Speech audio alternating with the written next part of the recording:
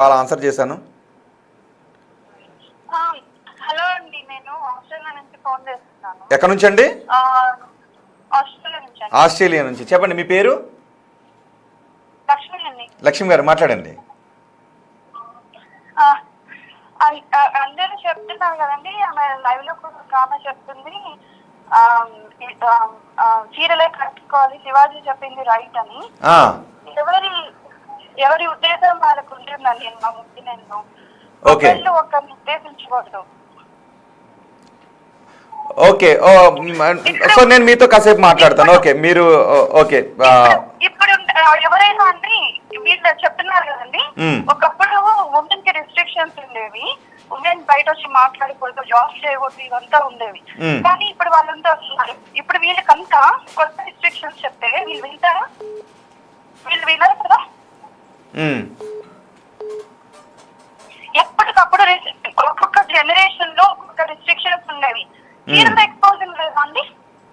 ఈమె ఒక ఆమె చెప్తుంది అక్కడ లైవ్ లో ఫారిన్ లో బట్టలు చూపించుకున్నా వాళ్ళు బాగా వేసుకుంటారు అని.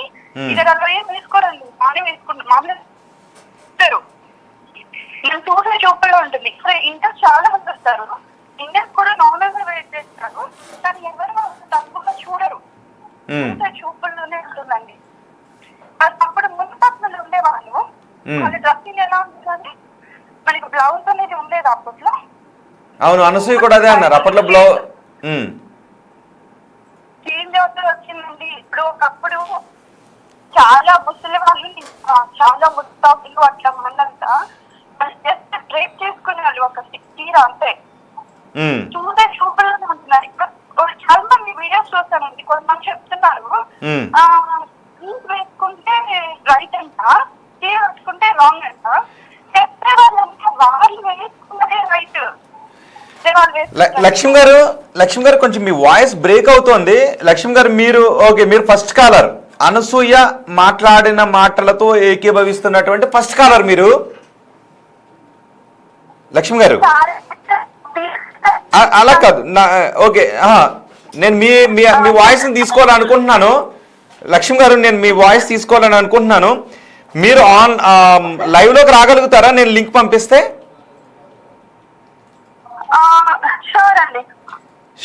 వస్తారు కదా? ఒకసారి నాకు ఇదే నెంబర్ అండి, మీ మీ మీ వాట్సాప్ నెంబర్ ఇదేనా?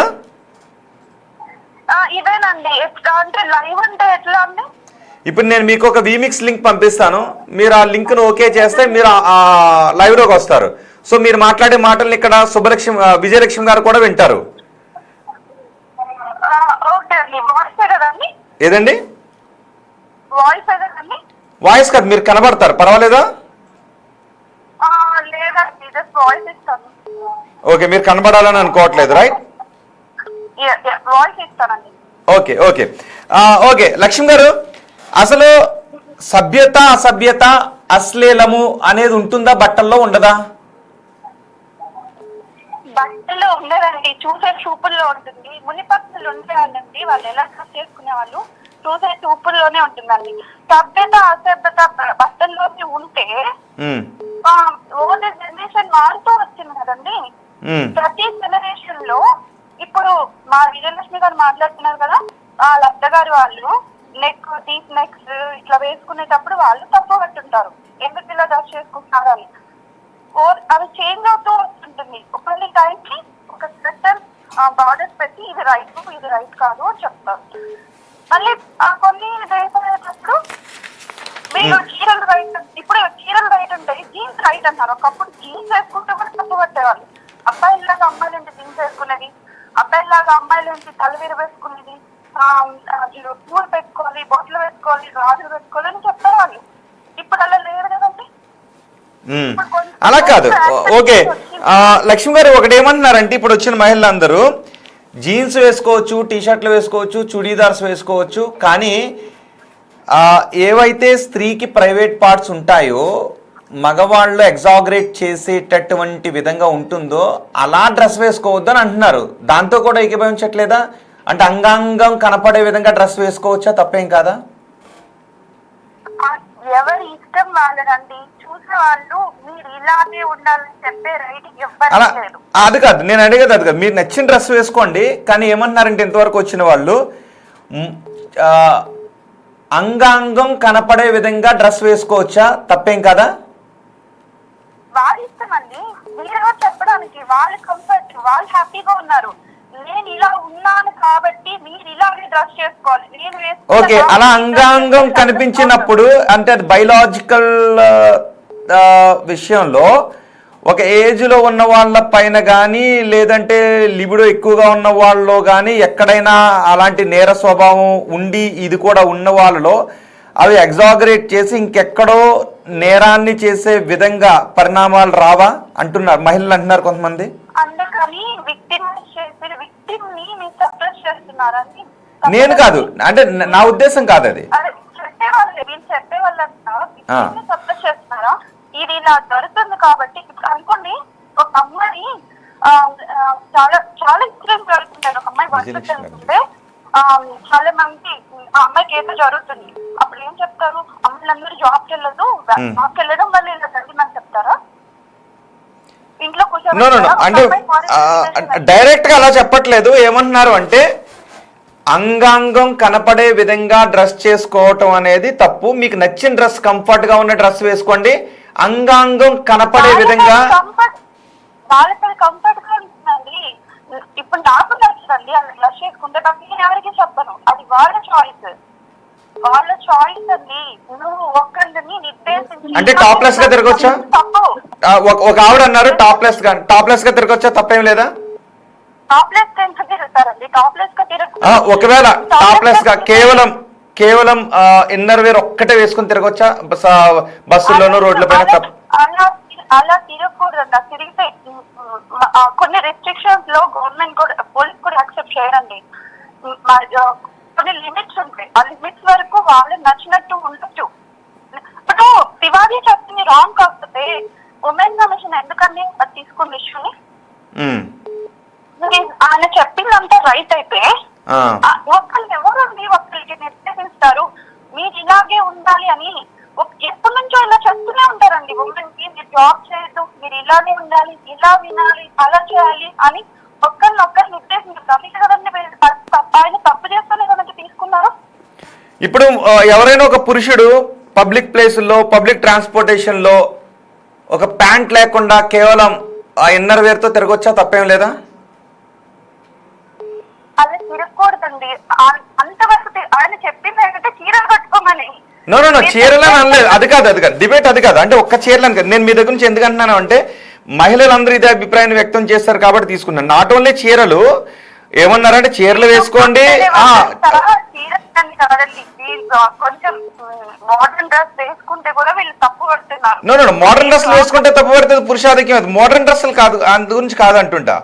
అంటే ఒక ఇన్నర్ వేస్, 2 ఇన్నర్ వేస్ 2 పీస్ తో తిరగడాన్ని, అలాంటి వీడియోస్ను పోస్ట్ చేయడాన్ని తప్పు పడుతున్నారు. ఎలాగైనా తిరగండి, కంఫర్టబుల్గా ఉన్న డ్రెస్సులు వేసుకోండి. 2 పీస్ అవి కూడా ఓన్లీ మొత్తం బాడీ అంతా కవరప్ చేసి ప్రైవేట్ పార్ట్స్కి ఏదైతే అంటామో అవి మాత్రమే కవరప్ చేసి తిరిగే వీడియోస్ పోస్ట్ చేస్తున్నారు, దాన్ని తప్పుపడుతున్నామని అంటూ ఉన్నారు. అది పోస్ట్ చేస్తే మీరు చూడకండి, మీరు అట్లా అంటే మీరు ఇప్పుడున్న కంటెంట్ తెలుసు కదండి, జస్ట్ మూవీస్ కాదు. అంటే ఇప్పుడు అలాగా అంటే చూడకుండా ఉంటారా? ఒకటండి, ఇప్పుడు పోర్న్ ఉంది, డైరెక్ట్ పోర్న్ ఉంది. పోర్న్ అనేది, పోర్న్ వీడియోస్ చూస్తే సమాజం మీద ఏదైనా చెడు ప్రభావం ఉంటుందా, ఉండదా? అదేనండి నేను చెప్పేది. జస్ట్ అలా వీడియో పోస్ట్ చేసిన వాళ్ళు చూడకండి, మీకు ప్రాబ్లం అయితే చూడకండి, అది వాళ్ళ చాయిస్. అది వీడియో చూడకండి. మీకు సమాజంలో చాలా అవైలబుల్ ఉంటాయండి, గ్యాంబ్లింగ్ ఉంటుంది, డ్రగ్స్ ఉంటుంది. మీ పిల్లల్ని మీరు కంట్రోల్ చేయాలి, అంతేగాని వేరే వాళ్ళని ఇది చేయదని చెప్పడానికి లేదు. మీరు అవంతా ఇలా ఉండకండి, అలా ఉండదు ఒకరిని నిర్దేశించడానికి లేదు. డ్రగ్స్ అంటే ఇల్లీగల్, డిఫరెంట్. బట్ కానీ బట్టలు ఒక పరిమితి వరకు